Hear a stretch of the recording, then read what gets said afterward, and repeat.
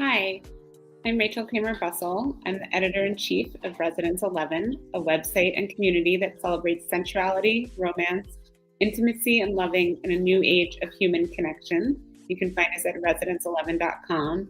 In advance of our first live event happening February 11th in Los Angeles, the Residence 11 Desire Summit on Sex and Relationships, we're speaking with Kevin Patterson. And the Desire Summit will also be live streamed. So if you're not in LA, you can also join us. So we're going to be talking to Kevin about polyamory and jealousy. And let me tell you a little bit about Kevin. Kevin Patterson is an active member of the Philadelphia polyamory community. He's been practicing ethical non-monogamy since August of 2002, after opening up a relationship that eventually became his marriage. In April of 2015, Kevin was inspired to start Poly Role Models, an interview series for people describing their experiences with polyamory. Poly Role Models was part of a drive and a desire to change the way our lives and communities are viewed, and to continue that discussion of polyamory. You can find out more about Kevin at kevinapatterson.com and unfuckyourpolyamory.com, as well as following him at Poly Role Models on Twitter and Instagram. And Kevin is going to be speaking at the Desire Summit about managing jealousy in polyamorous relationships with Erin Tillman. So you don't want to miss that. Make sure you hit subscribe wherever you're watching this so you don't miss any of our upcoming interviews. Okay, so Kevin, before I get into Poly Role Models and what you're working on now, I want to go back a bit. What were you taught about sex growing up? Sex generally, and if you were taught anything about like monogamy or polyamory, and how have your views changed from the things that you were taught to now? I wasn't taught anything. And like my folks are from a culture that that doesn't really do a lot of talking to kids about that kind of stuff. So I basically grew up with nothing but like Skinamax flicks and stolen like Penthouse magazines.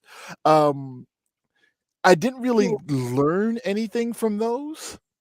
I just sort of had to make it up as I went along, and like some things would be right, some things would be wrong, and eventually I came up with like sexuality that just worked for me and worked for the people that I was with. So really, it's all just been a learning process because it wasn't something that I really got when I was younger. And in terms of polyamory specifically, if you remember, like, where did you first hear about polyamory and how did you get interested in it? What was your initial reaction when you learned about it or heard about it? Like the first time I was ever exposed to like any brand of non-monogamy that I remember was there was an episode of Taxi Cab Confessions, that HBO show, where like I remember, a cab picks up it was a man and two women, and the three of them were together, and I was like, that can't be. This is amazing. I don't understand how this works. And it just never struck me as something normal people could do. Like I figured this guy had to be James Bond. This guy was Batman or something.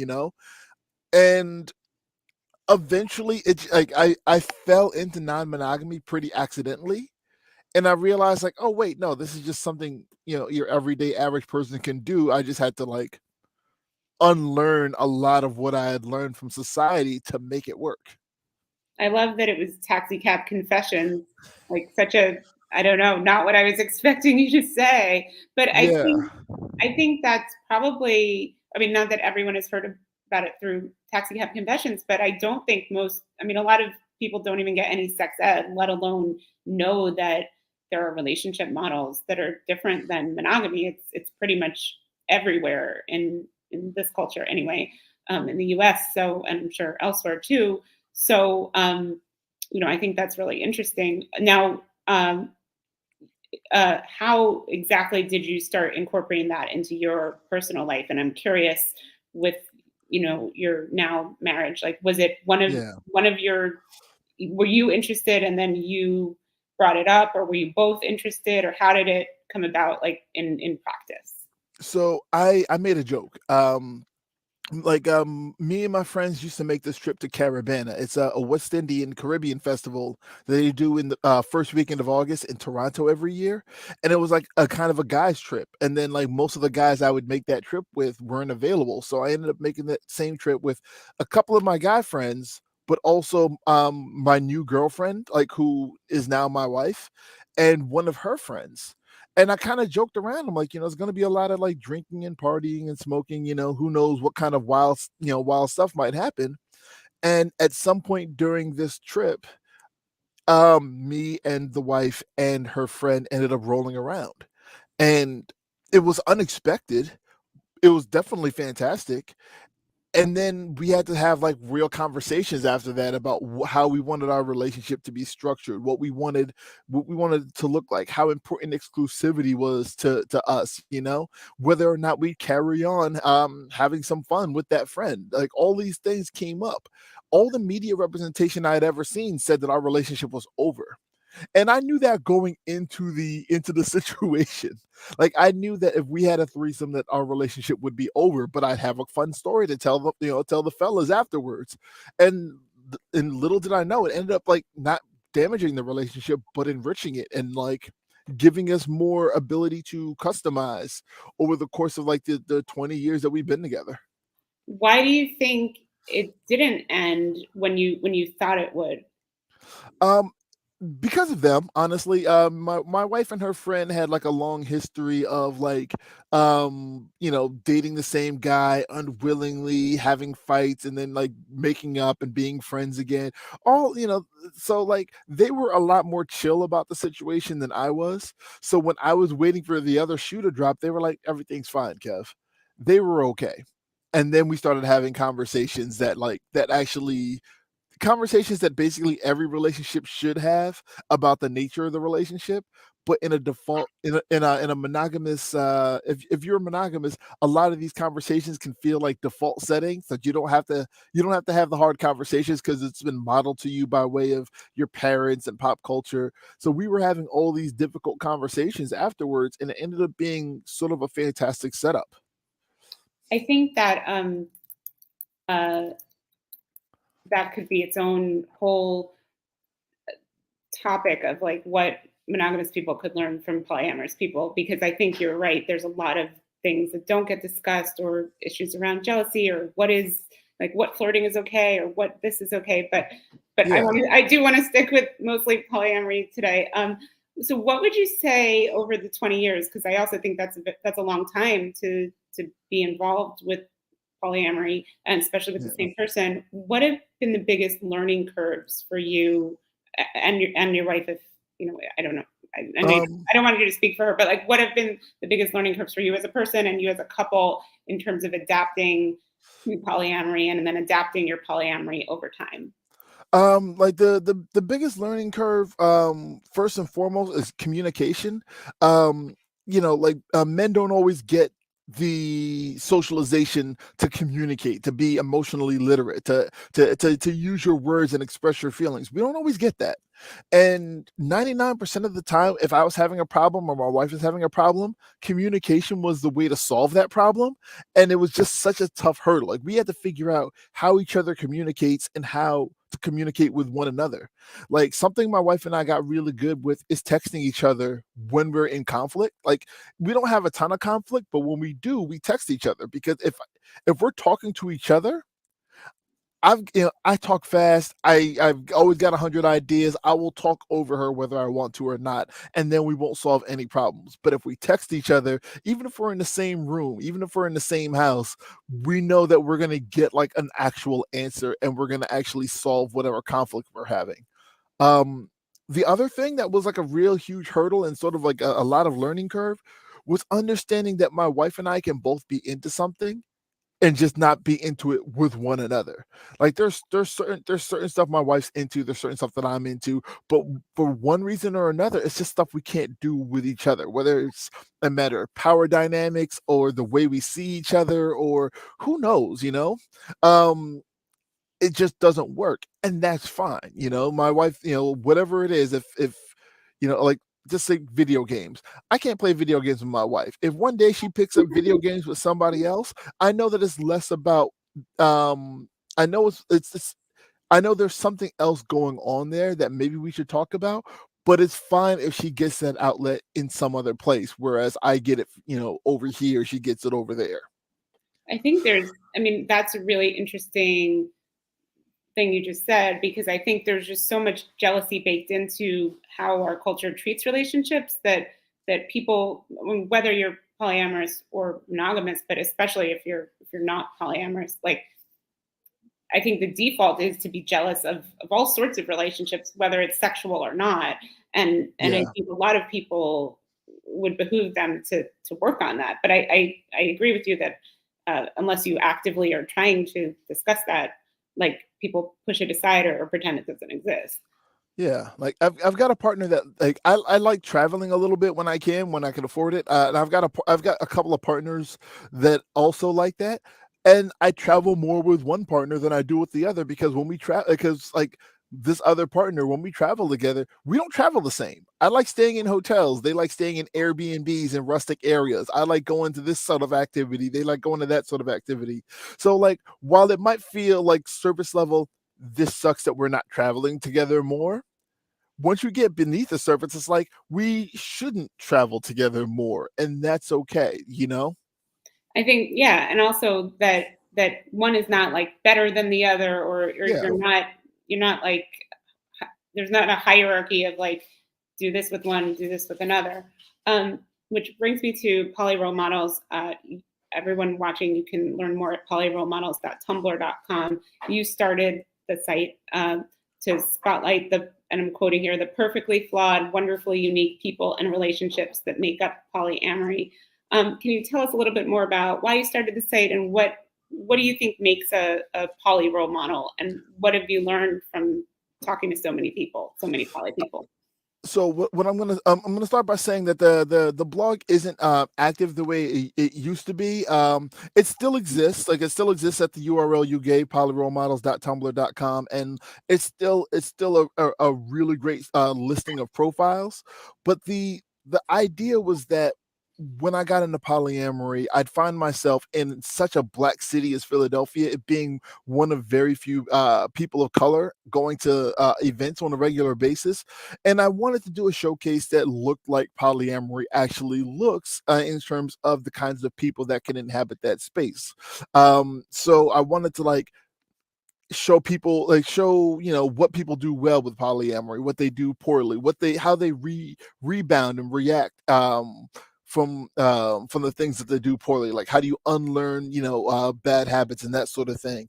But the most important part was, I think it was like the seventh question on the blog is what identities are important to you and how do those identities impact your polyamory. So like I'd be like, hey, I'm black and I'm polyamory and this is how me being black impacts me being polyamorous. And like someone would write in and say, I'm bisexual, or I'm a smoker, I'm a mother, I'm sober, I'm a nudist, I'm Jewish. And just having people out there showing that polyamory can look like everybody. Having people out there that show that like it doesn't have to be perfect to be successful and fulfilling. Because like monogamous folks fuck up their relationships all the time.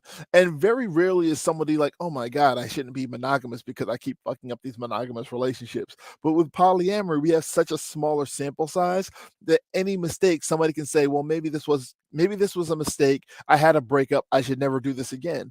I wanted to show people that you can have mistakes, you can have imperfect polyamory, and you can learn and do better for the people that you want to be with and for yourself, and still make an honest go of it. And that was like the whole point wasn't to like put people on a pedestal.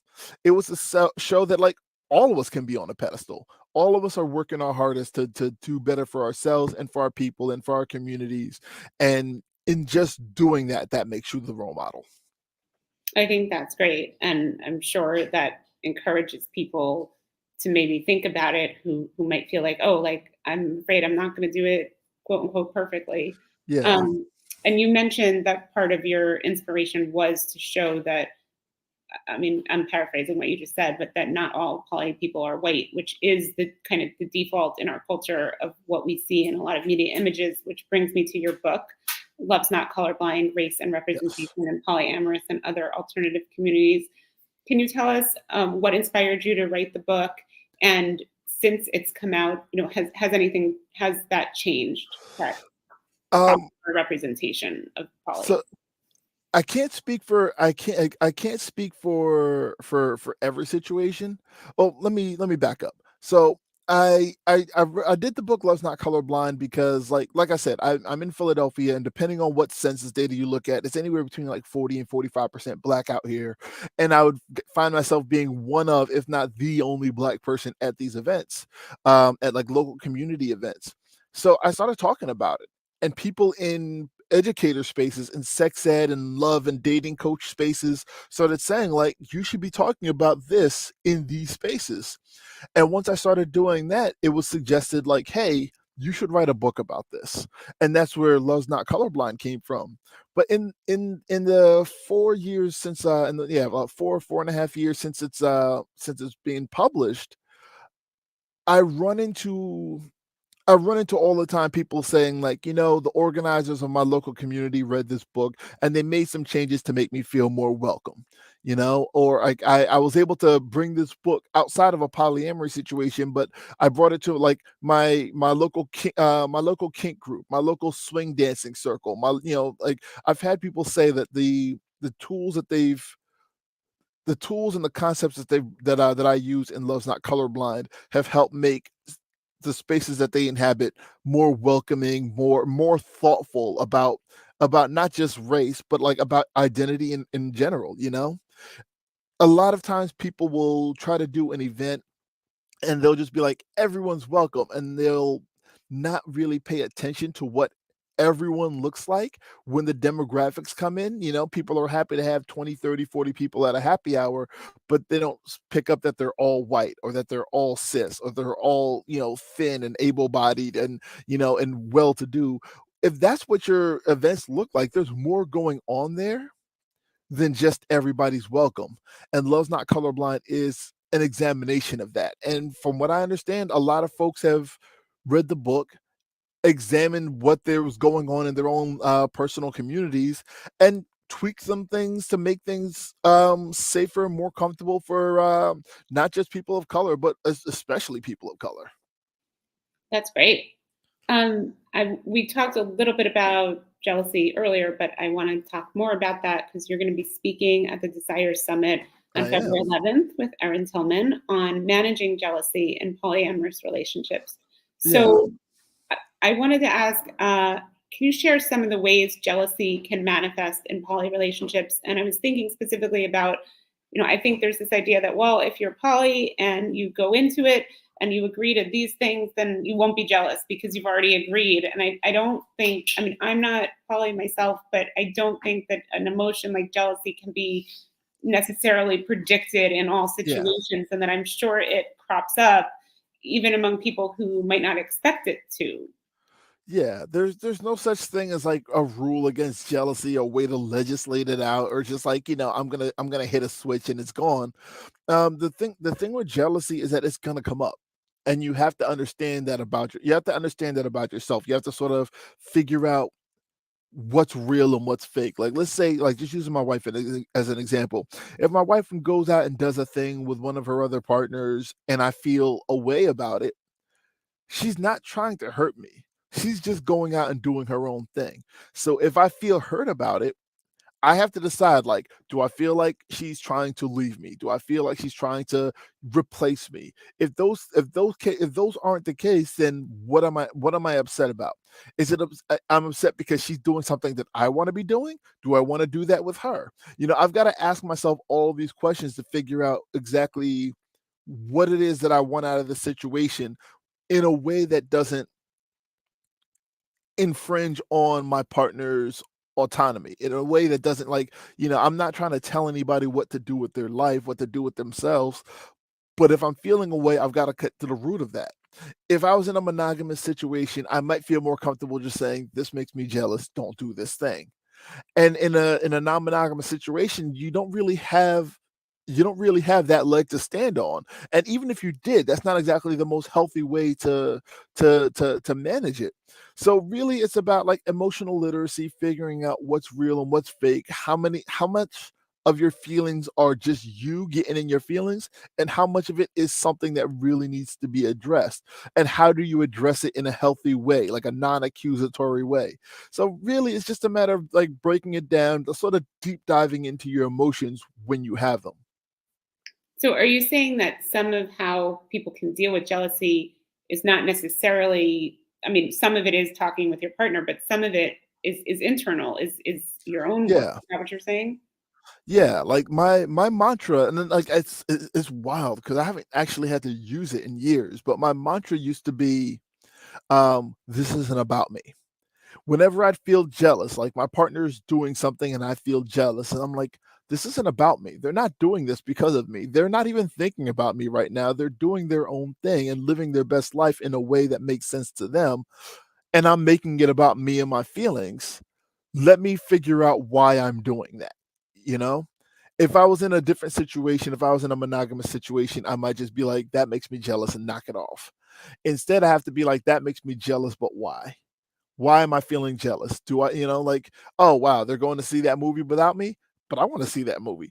Do I want to see it with them? Do I want to see it by myself? Do I just want to see the movie? Okay, well, now that I've solved that problem, that jealousy's going away. Because if you don't address it, it pops up in other aspects of your life. Like if you don't address jealousy over one thing, it's gonna pop up in some other way. And if you don't communicate it, it's gonna if you don't communicate it in a healthy way, it's gonna come out on its own an unhealthy way. And who knows where that can go. That could lead to the end of a relationship, an argument. I'd rather just sit back, confront it within myself, and then confront it as calmly and um sympathetically as I can afterwards. So you gave an example of someone going to the movies and being jealous of that. I'm curious if you can talk about other reasons jealousy crops up that aren't strictly about sex, especially in poly relationships, because I think that in our culture, we think of jealousy as kind of only appropriate if it's either sexual or like blatantly flirting or kissing someone else, or like, I think that we kind of Yeah. limit what people are supposedly allowed to be jealous of. And again, like, I don't think it's not really a governable emotion.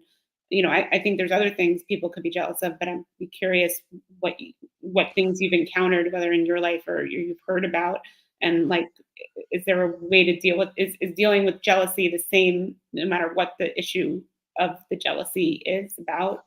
I mean, it's not always going to be the same. Like sometimes jealousy is a result of a betrayal. And if that's the case, it's not going to feel the same. It's not going to feel the same, and it's not going to be dealt with the same as if it's jealousy over who went to go see what movie without me. So um but it can really be about anything. And like jealousy is an emotion, and like every other emotion, it doesn't always make sense. It doesn't always come from a specific place. It's not always something you're going to understand the second you get it, which is the reason why you have to sit down and sort of examine it. Because like the movie, what was it, everything everywhere all at once, which is my movie of the year. It's such a good movie. It's so absurd and so profound at the same time. When I went I asked a partner of mine to go see this movie with me, and as we were on the way to go see it, they mentioned having seen it the day before with another partner. And I felt a way about that. But, like, it wasn't something that I had ever expressed. Like, I didn't express, like, "Hey, I wanna share this first experience with you." So, really, they didn't owe me anything as far as going to see it with me first. They wanted to see it as well. They saw it the night before. So, like, I had to sit down with my feelings about that. Like, did somebody do something wrong here? If somebody did something wrong, we can address it like this. But nobody did anything wrong. It's just me, wishing I had brought up something earlier, like wishing I had expressed that I wanted to have the first experience of that with someone else who was having their first experience. And when and like and that's on me. That's a communication error that I made because I didn't think I needed to make that. I didn't think I needed to bring it up. So instead, I just had that experience with somebody else where like I ended up taking somebody else to see it a second time. Like I enjoyed it the second time. I was able to watch them sort of enjoy it for their first time. And the problem sort of sorted itself out because it wasn't really even a problem.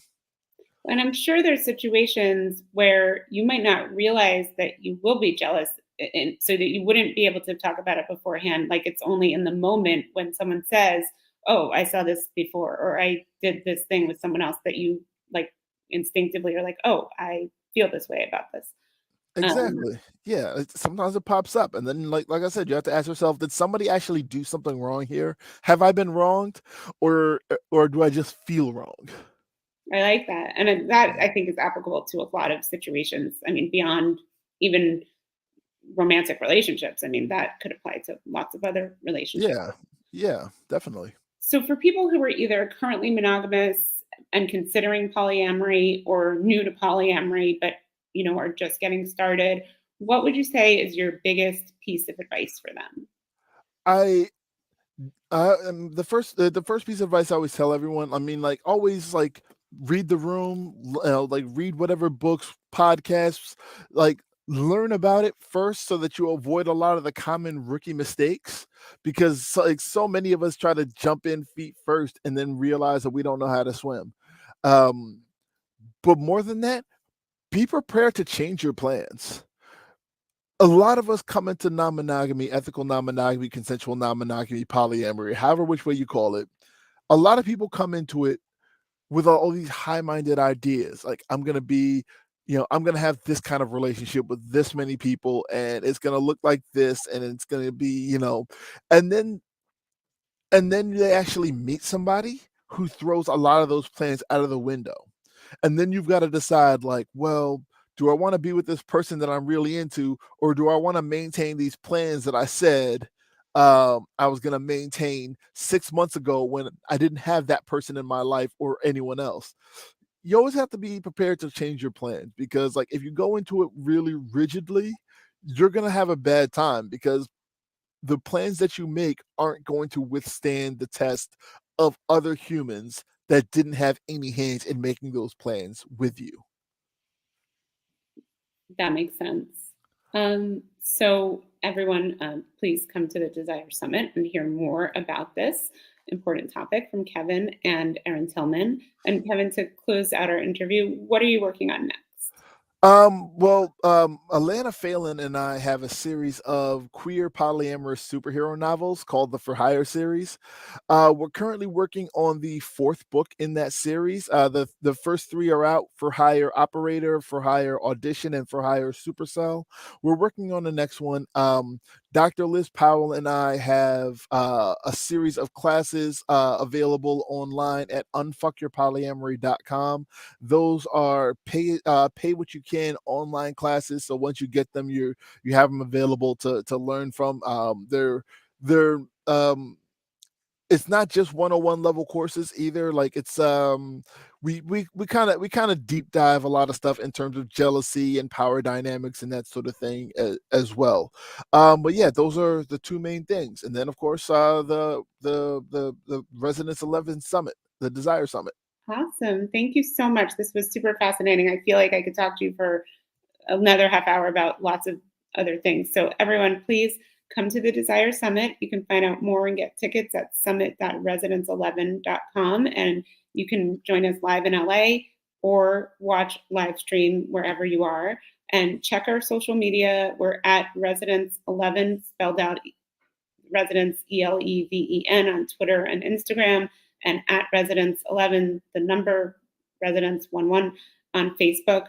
We'll be featuring ticket giveaways by our speakers over the next few weeks leading up to the summit. And again, find out more about Kevin at kevinapatterson.com and unfuckyourpolyamory.com, and follow him at Poly Role Models. Thank you, Hey, Kevin. Thanks thank for you for having watching. me. I appreciate it.